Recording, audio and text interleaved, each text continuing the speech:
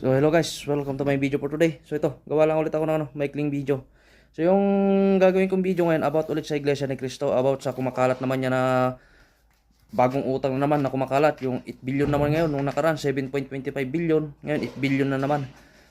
So ito ilalagay ko kasi may napanood akong vlogger na napanood din niya kay Aling Marie na sinabi niya na may 8 billion na utang ang Iglesia ni Cristo sa mga bangko. So ipapakita ko sa inyo tong vlogger na kung saan ko napanood. Pero hindi ko naman nakita na tinira niya ang INC. Ang talagang punto doon yung si Aling Marie, yung pinakalat niya na fake news. So alam nyo guys, hindi ko pero sa akin ang posisyon ko talaga doon, napakalaking fake news yung 8 billion na yon na utang na Iglesia ni Cristo, kasi imposible talaga magkaroon ng utang na 8 billion ng Iglesia ni Cristo sa laki ng pondo ng Iglesia ni Cristo. Biruin mo, ang abuli pa lang ng mga kapatid, kung pagsama-samahin mo yun, gaano kalaki yun? Kasi barya lang yun sa INC, yung 8 billion na yun, kung pagsasamahin mo talaga, kasi ang Iglesia ni Cristo, daming pera eh. Marami talagang pondo na binigay ng akusang loob na binigay ng mga kapatid. Kaya yung kumakalat na 8 billion na utang ng Iglesia ni Cristo, napaka-imposible yan. Napakalaking fake news yan. Ako, mapapatunayan ko yan na fake news yan. Dahil dati akong Iglesia ni Cristo, kasi sa Iglesia ni Cristo talaga pinagbabawal ang utang.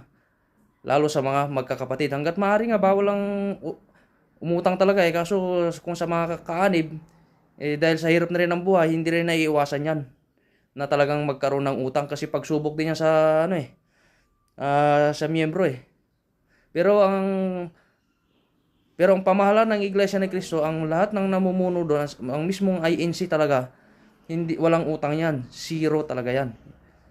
So ipagpalagay man natin na may utang ang Iglesia ni Cristo, pagpalagay na natin totoo yung 8 billion na yan, yung mga kumakalat na utang ng Iglesia ni Cristo. So ang tanong ko lang, kayo bang magbabayad nun? Tayo bang magbabayad nun ng utang ng INC kung sakali man totoo? Pero tinatayon ko sa inyo, hindi totoo yun. Napakalaking fake news na nagkaroon ng sobrang laki na utang na gano'n ang Iglesia ni Cristo. Kasi yung sinasabi yung 8 billion na yun, mas mahal pa yung Philippine Arena eh. Kung di ako magkamarin, 9 to 10 billion yata yun eh, Philippine Arena pa yun. Iba pa yung Philippine Sports Stadium, iba pa yung kapilya na pinatayo doon sa may malapit doon sa may Philippine Arena. Yung lupa lang doon, hindi ako magkamali, ilang daang hektarya yata yun.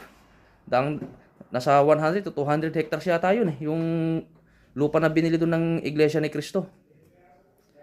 Doon pa sa US, yung mga binili lang doon, sobrang mahal noon. Kung di ako magkamali, 2 o 3 bayan doon na nakabili sila ng lupa. Bukod pa doon sa Eco Farm sa Africa. Kaya napaka-imposible talaga. Kasi magpatayo lang sila ng isang malaking kapilya, yung 8 billion na yun, ubos na yan eh. Kulang pa yan eh.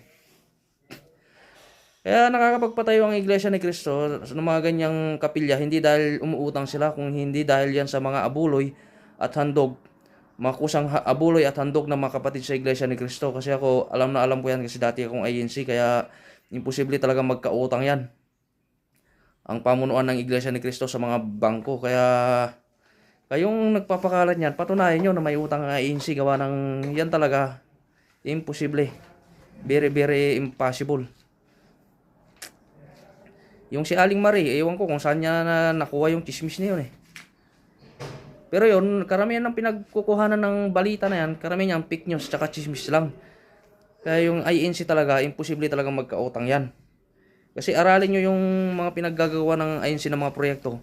Sobrang mamahal ng mga nun. Kasi ang utang ng INC na sinasabi nyo, hindi totoo talaga yan eh. Malabo talagang paniwalaan yan. Sinong maniniwala dyan na kapatid? May aral ang Iglesia na bawal ang umutang.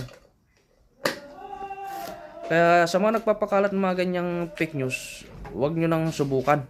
At huwag nyo nang anuhin, kasi hindi kayo magtatagumpay na siraan ang pamunuan ng Iglesia ni Cristo. So yun lang guys. So hanggang dyan lang yung video for today guys. Maraming salamat guys.